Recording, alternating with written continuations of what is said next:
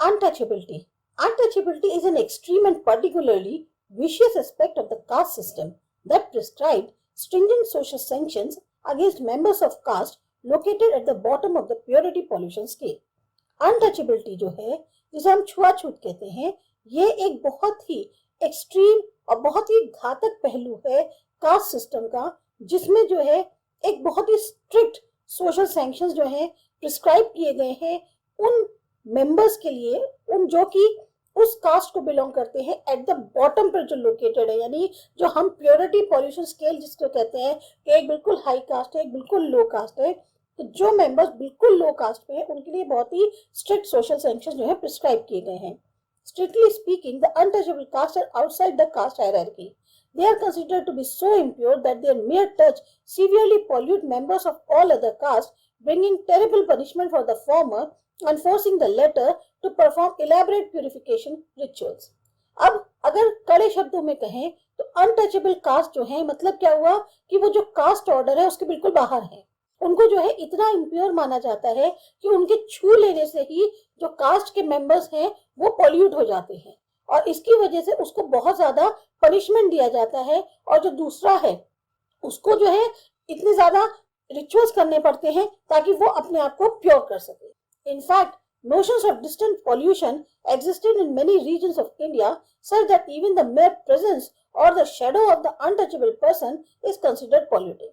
अब हमारे यहाँ जिस तरह से सिद्धांत बना रखे हैं डिस्टेंट पॉल्यूशन के, वो कई क्षेत्रों में है इंडिया के, खासतौर से साउथ में, यानी कि वहां पर अगर वो दिख भी जाए, उसकी छाया भी दिख जाए एक किसी अनटचेबल पर्सन की, तो माना जाता है कि भाई वो दूषित हो गए. Despite the limited literal meaning of the word, the institution of untouchability refers not just to the avoidance or prohibition of physical contact, but to a much broader set of social sanctions.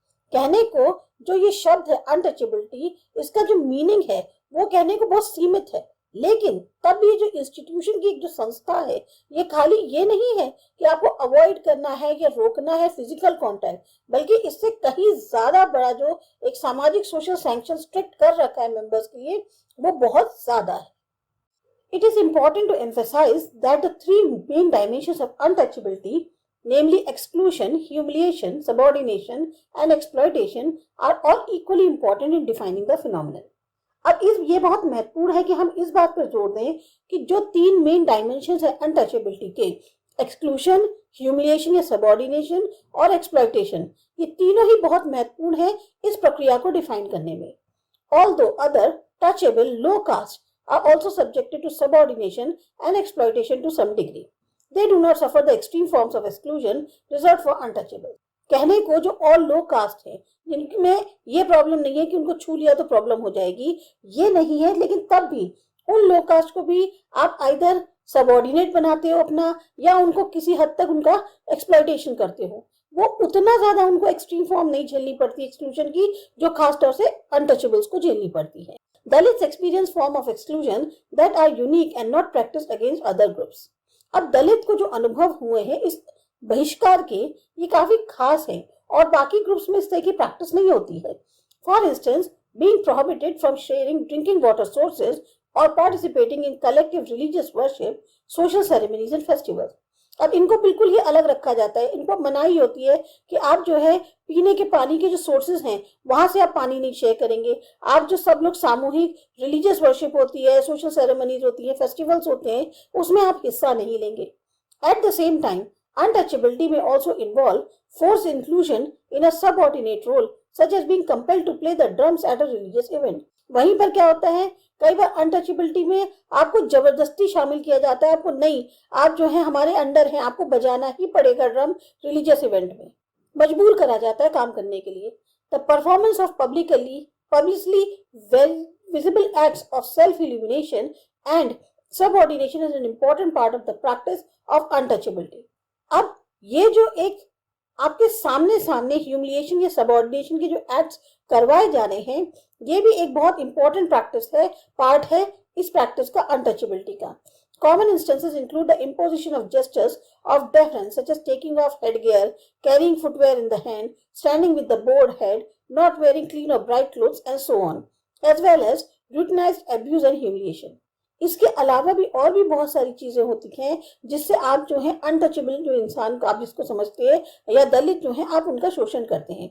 जैसे आप उनके सामने पगड़ी पहन के नहीं खड़े हो सकते, आपको हाथ में पकड़ के खड़ी नहीं होगा, आप अपने चप्पल हाथ में लेके चलिए, आप जो है सिर झुका के खड़े होइए, साफ सुथरे या चमकदार कपड़े नहीं पहनिए। ऐसी बहुत सारी चीजें हैं। इसके अलावा आपको रेगुलर तौर पे आपको जो है एक तरह से गाली दी जा रही है, आपको अब्यूजिव वर्ड्स कहे जा रहे हैं, आपको ह्यूमिलिएट किया जा रहा है। Moreover, untouchability is almost always associated with economic exploitation of various kinds, most commonly through the imposition of forced, unpaid labor or the confiscation of property. ज्यादातर अनटचेबिलिटी जो है किससे ज्यादा जुड़ाव होता है, आर्थिक तौर पे जो है उनका शोषण किया जाता है कई तरीके से। जैसे जबरदस्ती आपको मजदूर बना दिया जा रहा है, आपको पैसे भी नहीं दिए जा रहे पर आपसे एक तरह से काम कराया जा रहा है, या आपकी जो प्रॉपर्टी है उस पर कब्जा कर लिया है। Finally, untouchability is a pan-Indian phenomenon, although its specific forms and intensity vary considerably across regions and socio-historical contexts. तो ये जो अनटचेबिलिटी है ये एक तरह का पूरा ओवरऑल इंडिया में इस तरह की प्रक्रिया होती है, पर इसकी जो फॉर्म्स है या इंटेंसिटी है वो क्षेत्र वाइज कहना चाहिए अलग अलग होती है, या अगर उसके हम सामाजिक ऐतिहासिक पहलू देखें तो क्षेत्रों के हिसाब से उनमें थोड़ा सा वेरिएशन होता है। The everyday ordeal of a Dalit scavenger. Among the estimated 8 million manual scavengers in India is Narayanamma, who worked in a 400-seat public latrine in Anantpur municipality in Andhra Pradesh. 8 million जो manual scavengers हैं यानी जो साफ सफाई वाले हैं India के अंदर, उसमें एक है नारायणम्मा जो कि काम करती हैं एक 400 सीट पब्लिक लैट्रिन के अंदर अनंतपुर म्युनिसिपैलिटी में आंध्र प्रदेश में। From time to time, after the woman using the toilet file out, Narayanamma and her fellow workers are called inside. समय समय पर जब विमेन जो हैं टॉयलेट को यूज कर लेती हैं, उसके बाद नारायणम्मा और उनके जो साथ के लोग हैं उनको अंदर बुलाया जाता है। देयर इज नो फ्लश, पानी भी नहीं है वहां पे, फ्लश करने का सिस्टम नहीं है। The excrement only piles up at each seat और flows it into open drains.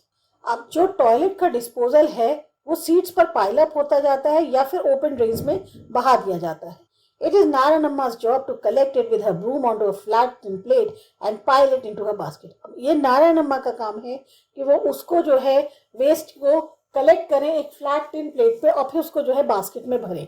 When the basket is filled, she carried it on her head to a waiting tractor trolley parked at a distance of a half a kilometer. अब जब वो basket भर जाती है तो उसको सिर पर रखकर ट्रैक्टर ट्रॉली वाली जहां पर पार्क होती है कुछ दूरी पर लगभग आधा किलोमीटर की, वहां उसको लेकर जाती है। And then she is back waiting for the next call from the toilet. और अगली बार जो क्या कहते हैं फिर वो लौट के आती है, फिर जब वो टॉयलेट फिल होता है तो ऐसे उसको डिस्पोज ऑफ करती हैं। This goes on until about 10 in the morning when at last Narayanamma washes up and return home.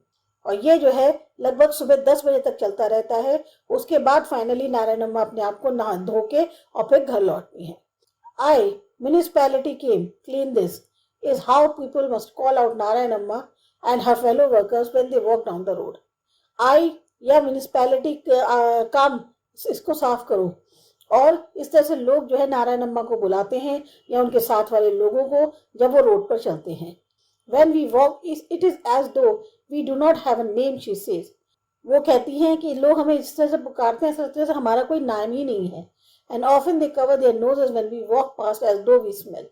और जब हम क्या कहते हैं पास से निकलते हैं तो लोग अपनी नाक पे हाथ रख लेते हैं जैसे कितनी ज्यादा हमारे में से स्मेल आ रही है। We have to wait until someone turns on a municipal tap or works a hand pump when we fill water so that these are not polluted by our touch.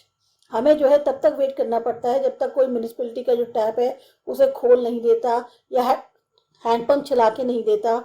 हम जब पानी भर लेते हैं ताकि वो जो है क्या कहते हैं जो टच है हमारा उससे वो चीजें दूषित ना हो जाएं। In the tea stalls we do not sit with others on the benches, we squat on the ground separately. जो टी स्टॉल्स होती है वहां पर भी हमको साथ में नहीं बिठाया जाता बेंचेस पे, बल्कि हमें जो है अलग से ग्राउंड पे बैठना पड़ता है। Until recently there were separate broken teacups for us which we washed ourselves and these were kept apart for only our use. अभी तक क्या होता था कि जो टूटे हुए टी के कप्स होते हैं वो जो है हमारे लिए रख दिए जाते थे, हम उसे खुद धोते थे और फिर जो है उनको किनारे रख देते थे दोबारा इस्तेमाल के लिए। This continues to be the practice in villages, even in the periphery of Anandpur, as in many parts of the state. ये जो है एक तरह से जो प्रैक्टिस है ये गांव में, खासतौर से जो अनंतपुर का इलाका है वहां पर, या और जो हिस्से हैं स्टेट्स में, वहां पर इस तरह का एक चलन चल रहा है. The so-called untouchables have been referred to collectively by many names over the centuries. अब ये जो जिनको हम untouchables कहते हैं, इनको कितने नामों से पुकारा जाता है, सदियों से ऐसा होता चला आ रहा है.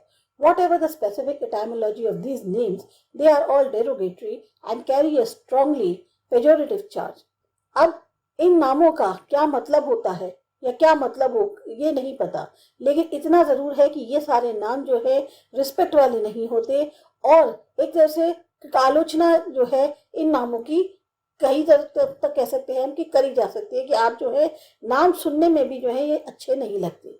In fact many of them continue to be used as a forms of abuse even today, although their use is now a criminal offense. बहुत से जो हैं आज भी इस तरह से नाम को बोलकर पुकारते हैं, गलत तरीके से उनको बुलाते हैं, लेकिन जबकि अब ये जो है एक क्रिमिनल ऑफेंस बना दिया गया है. Mahatma Gandhi has popularized the term Harijan, literally children of God, in the 1930s to counter the pejorative charge carried by the caste name. Mahatma Gandhi ने जो है एक टर्म हरिजन यानी भगवान के बच्चे जो है इस नाम को पॉपुलर किया था 1930s में, ताकि ये जो कास्ट के नाम दिए जाते हैं इनका एक तरह से डिसअप्रूवल के लिए या इसकी क्रिटिसिज्म को करते हुए उन्होंने जो है उनको नाम ये दिया था. ये नाम सही नहीं है, इस तरह से नहीं, बल्कि आपको हरिजन बोलना चाहिए.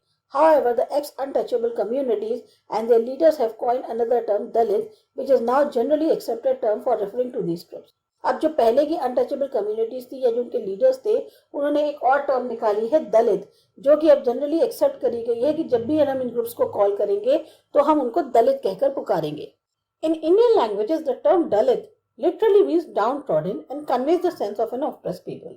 हमारी जो भारतीय लैंग्वेज है उसमें जो दलित वर्ड है उसका मतलब होता है एक ऐसा जिसको हम रिस्पेक्ट नहीं उतनी शो करते हैं, या हम उसको जो है उतना ज्यादा अच्छे से ट्रीट नहीं करते, उसके लिविंग कंडीशंस अच्छे नहीं है, बैड ट्रीटमेंट किया जाता है, और एक तरह से उन लोगों को दर्शाता है जो शोषण का शिकार है. दो it was neither coined by doctor Ambedkar nor frequently used by him, the term certainly resonates with his philosophy and the movement for empowerment that he led.